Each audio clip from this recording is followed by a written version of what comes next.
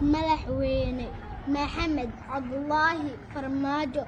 maalinta yooma qiyaamo ilaahay hortiisa waxaa ku cadeynayaa anigoo saaran inaa alwaha laga jarabo nooli geer u dhaxeeyo inaa ali warqad soo qortay aad ku baalturkiyuge oo dadka da'al u yareed ahaa marka maalintaas waxaa jiray 6 sano haddana waxaa jira 8 sano alxamdulilah wa shukrillah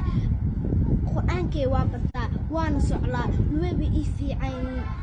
waxa kasto maalin kasto ku soo duceeyaa shaqta ilaahay wax ka qabto waxa jecel ilaahay ku siiyo ilaahay waxaan ka baryaa waliyaaya wax oo cabsi ku ganaay waxas ilaahay kuma tuso ilaahay waxa jecel ku siiyo nabad inoo ilaahay ku waa ku jecel farmaajo